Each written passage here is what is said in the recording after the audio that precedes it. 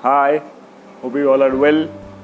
तो लास्ट कुछ दिनों से हम लोग डायबिटीज़ के बारे में डिस्कस कर रहे थे।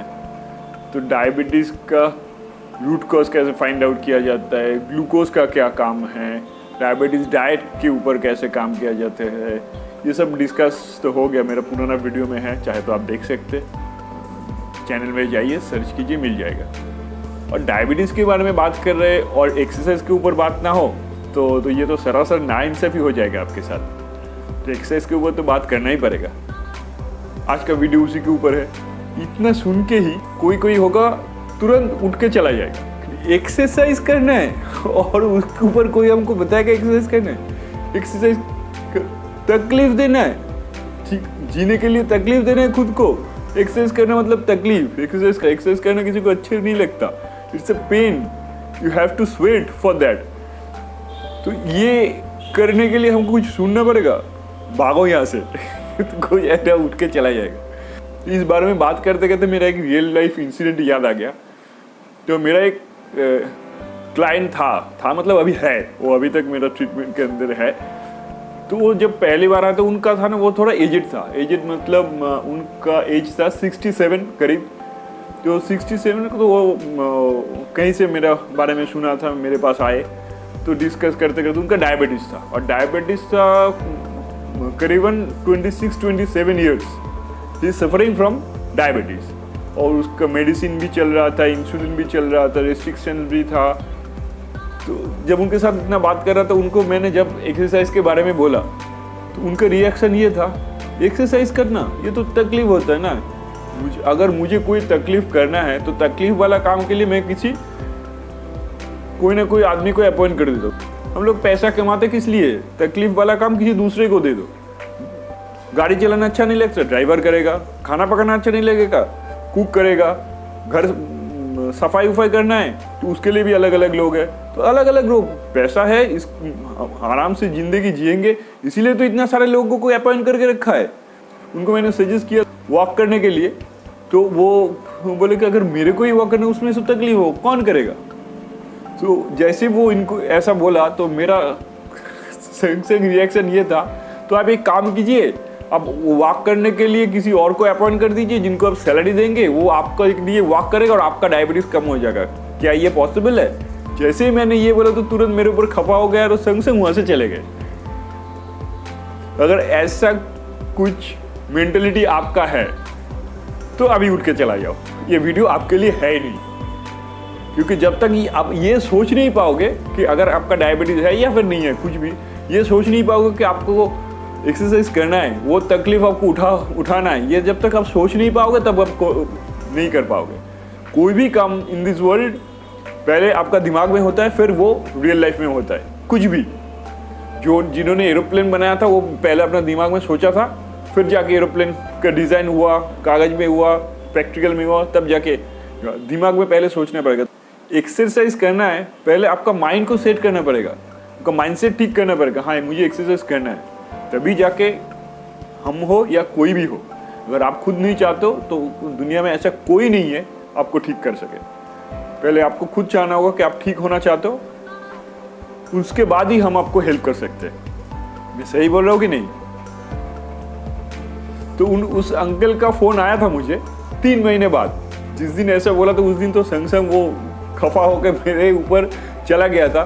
3 महीने बाद फ़ोन किया था, फिर हमको बोल रहा था, हाँ सुजय जी आपने जो बोला था वो ठीक बोला था, मुझे समझ में आ गया, मुझे ही करना है, तो मैं फिर से शुरू करना चाहता हूँ। तो आज अंकल जी का जो 27 साल का डायबिटीज़ है वो बहुत कम हो गया है, उसका इंसुलिन बंद हो गया है। अंकल जी मेरे साथ लास्ट 6 महीने से है, इंसुलिन उसका बंद हो गया, दवाई अभी तक चल रहा है। क्योंकि हम कोई मैजिशियन नहीं है, मेरे पास कोई ऐसा उपाय नहीं है, कोई ऐसा फॉर्मूला नहीं है कि आपको मैं बोल दूं और आपका डायबिटीज़ ठीक हो जाएगा। अगर आप इतना देर से डायबिटीज में सफ़र कर रहे हो, 25-27 साल 20 साल हो गया, तो रिवर्स तो होगा, वो गारंटीड है। लेकिन उसको रिवर्स करने में थोड़ा टाइम लगेगा, वो तो आपको मानना ही पड़ेगा। तो अब डिस्कस करते हैं डायबिटीज से एक्सरसाइज का क्या ताल्लुकात है, क्या कनेक्शन है। तो डायबिटीज से एक्सरसाइज का क्या कनेक्शन, ये समझने के लिए पहले हम लोगों को थोड़ा ये समझना जरूरी है कि एक्सरसाइज बेसिकली क्या होता है। एक्सरसाइज मतलब क्या? एक्सरसाइज मतलब आपका बॉडी मूवमेंट। यही जो मैं आपसे बात कर रहा हूँ, मेरा हाथ हिल रहा है, कोई वॉइस अंदर से निकल रहा है, आप सुन रहे हो, तो ये करने के लिए एक एनर्जी चाहिए होता है, जो हम लोग का अंदर में, बॉडी के अंदर में से ये एनर्जी आता है। तो ये एनर्जी कहाँ से आता है? जो हम खाना खाते हैं उसी से तो ये एनर्जी हम कंज्यूम करते हैं ना। तो अगर एनर्जी खाना से कंज्यूम कर लिया और बॉडी के अंदर उसको डिपॉजिट कर लिया, और अगर उस एनर्जी को हम एक्सपेंस नहीं किया, उस एनर्जी को हम यूटिलाइज नहीं किया, तो एनर्जी बॉडी के अंदर डिपॉजिट होकर रह जाएगा। और जैसे ही आपका डिपॉजिट बढ़ता जाएगा, वो डिपॉजिट फैट सेल में या फिर डायबिटीज़ में, ये सब में कन्वर्ट होता जाएगा। डायबिटीज़ एक्चुअली होता क्या है? आपका ब्लड में ग्लूकोज का लेवल बढ़ जाना। तो ग्लूकोज एक्चुअली क्या है? ग्लूकोज ही तो है एनर्जी। ग्लूकोज ही तो आपको एनर्जी देता है ना। जो ग्लूकोज आपके बॉडी में है, वही तो सेल के अंदर ग्लाइकोजन तक के तौर पे जमा होता है, और आपका जब एनर्जी का रिक्वायरमेंट होता है, वही ग्लाइकोजन बर्न आउट होकर एनर्जी में कन्वर्ट होता है। This is simple. तो इसका मतलब क्या है? जो भी हम लोग का बॉडी मूवमेंट है, ये करना पड़ेगा। जो एनर्जी बॉडी में स्टोर है, उसको यूटिलाइज करना पड़ेगा, उसको एक्सपेंस करना पड़ेगा, तभी आपका बैलेंस में आएगा। जो भी आप खाना खा रहे हो, उसको अगर यूटिलाइज नहीं करोगे तो वो बैलेंस में नहीं आएगा। वो तो डिजीज तो होना ही है, नॉर्मल। इनको डायबिटीज हो गया है, उसका मतलब उनके अंदर ऑलरेडी ज़्यादा एनर्जी डिपॉजिटेड है, तो उनको कैलोरी इनपुट से कैलोरी आउटपुट थोड़ा ज़्यादा करना पड़ेगा। उन्होंने ज़्यादा खाना ऑलरेडी खा लिए, और उसी का रिजल्ट है ये। ज़्यादा खाना ऑलरेडी खा लिया और उतना एनर्जी की यूटिलाइज नहीं किए। उसका बॉडी का शेप बोल रहा है ना, उसको ज़रूरत है एक्सरसाइज का, और उसका शुगर का रिपोर्ट बोल रहा है, ब्लड शुगर का रिपोर्ट बोल रहा है उनको डायबिटीज़ है। आपका ग्लूकोज लेवल कम हो जाएगा तो डायबिटीज़ कम हो जाएगा। सिंपल। आपके लिए कौन सा एक्सरसाइज सही रहेगा? अगर आपको सोच लो कि आपको घुटने में दर्द है, ऑस्टियोआर्थराइटिस है, तो आप तो जॉगिंग या फिर रनिंग नहीं कर पाओगे। तो आपके लिए क्या सही रहेगा? कौन सा एक्सरसाइज आपके लिए अप्रोप्रिएट होगा आपका लाइफस्टाइल के हिसाब से? इसके लिए तो कोच है, आपको हेल्प करेगा। फोन उठाइए, मिल जाएगा।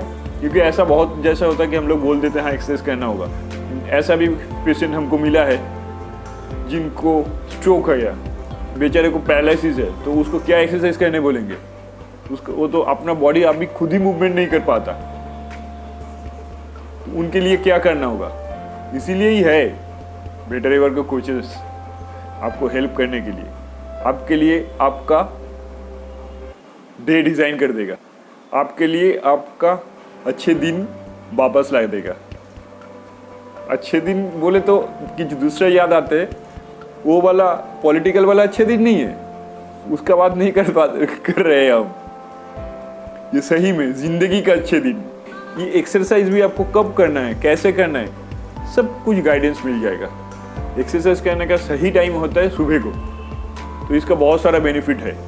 क्योंकि रात को डिनर के बाद एक लंबा टाइम आप फास्टिंग पीरियड में रहते हो, तो फास्टिंग पीरियड में अगर आप एक्सरसाइज कुछ कर रहे हो, कुछ भी कर रहे हो, तो तब जो एनर्जी का ज़रूरत होगा वो एनर्जी आपका बॉडी में से ही आएगा। आपने तब तक कोई खाना नहीं खाया कि वो खाना आपका एनर्जी सप्लाई देगा। तो ये बहुत ज़रूरी है। जैसे पैंक्रियास में से इंसुलिन निकलता है आपका बॉडी में से ग्लूकोज को डिस्ट्रीब्यूट करने के लिए, पैंक्रियास का और एक हार्मोन है जो ठीक उल्टा काम करता है इंसुलिन का, उसका नाम है ग्लूकागॉन। ये ग्लूकागॉन ग्लाइकोजन को सेल के अंदर से निकल के उसको एनर्जी में कन्वर्ट करके बर्न आउट करके आपको आपका जो एनर्जी है वो प्रोड्यूस करता है, और उसको प्रोड्यूस करने में हेल्प करता है। तो दोनों काम जरूरी है। So don't waste your time. जितना देर होगा प्रॉब्लम आप ही का है, हम है आपको हेल्प करने के लिए। मुझे डायबिटीज़ नहीं है, मुझे चिंता नहीं है, या फिर मेरा टीम का जो कोचेस है उनको भी नहीं है। अगर आपको है, आपको ठीक होना है, हेल्प करने के लिए हम बैठे हैं, लेकिन ठीक तो आपको होना है ना। तो आप पहले ये माइंडसेट ठीक कर लीजिए, फिर फ़ोन उठाइए तुरंत। जितना जल्दी आप कांटेक्ट करेंगे उतना जल्दी आप नॉर्मल सा लाइफ में लौट आएंगे। जो लोग वीडियो को इतना तक देखे, thank you for supporting me to help you. I am really thankful from bottom of my heart. Be better than ever.